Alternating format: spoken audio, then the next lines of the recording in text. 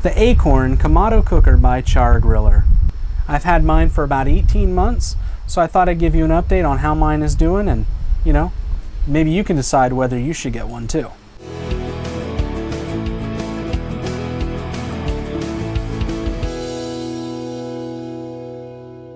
It's Sunday and I'm Bob, and if you don't know what that means, it's time for another edition of Bob's Smokin' Sundays. Today on the program, we're taking a look at what we're cooking on. It's the chargriller Akorn Kamado cooker. So the Akorn has fastly become one of my favorite cookers. I got it about 18 months ago. I actually had a kettle grill. I also had a ugly drum smoker. I was using those both fairly equal, one for grilling, one for smoking. Loved the consistency of the drum, loved what I could do in the kettle. And then I saw the Kamado, the Akorn, and I was like, that actually kind of combines those two things together.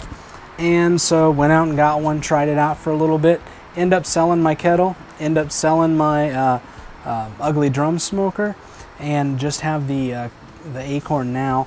And I have to say that after 18 months, done probably hundreds of cooks. Everything from briskets to pork butts. I've done hamburgers, hot dogs, brats, chicken wings, acorn squash. I've done some baking in it, some cinnamon rolls, chicken. I've done a bunch of different things, and it is held up wonderfully.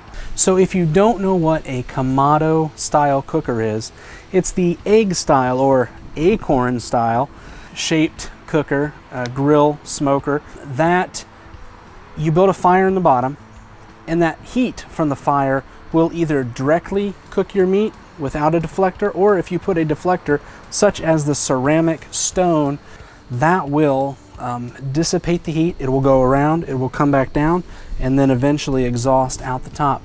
With the deflector, you can get down as low as they say 200 degrees. Without the deflector, you can get as high as 700 degrees, maybe even a little further. The Akorn is a double-walled steel, and it's insulated.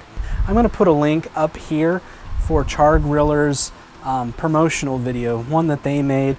It'll tell you all about all the exciting stuff there. First, I want to talk about its value.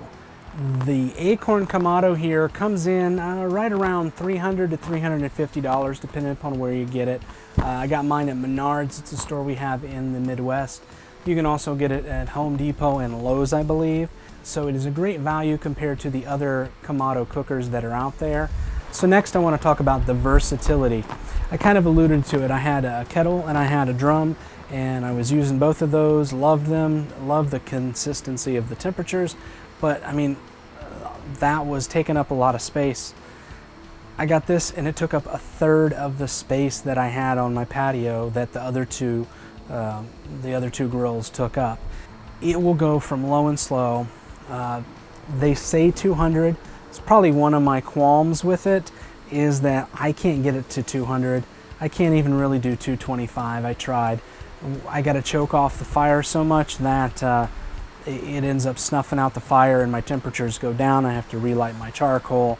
So I kind of base a lot of my cooks at around 250 degrees, and it will go all the way up. I've had it up to 700 plus degrees. I was making some kind of wood-fired pizzas.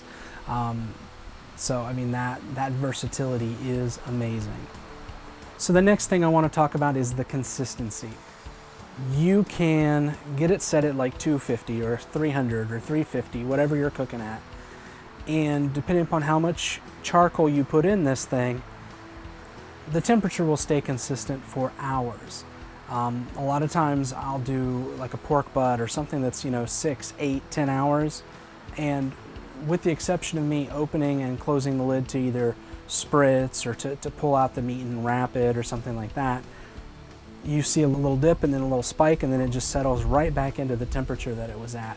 So the consistency on this thing is amazing. Now, a couple of things that they weren't the greatest to me. First off, the low temperature realm. I wanted to go 225. I can't get it that low. I just cannot get it that low.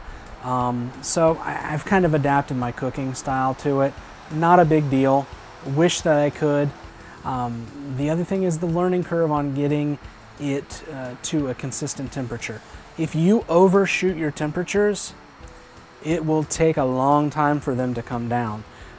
So you want to gradually ease into the temperature. You want to light a few coals when you're smoking, put that stone in, and then let it come up slowly. That learning curve was maybe a month of just experimenting with it.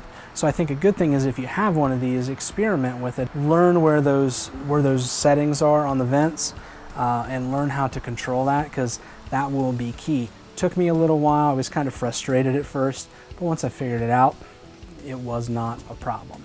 You know, when you look at the price, you really can't beat it, especially if you want to get into smoking. It's not super expensive.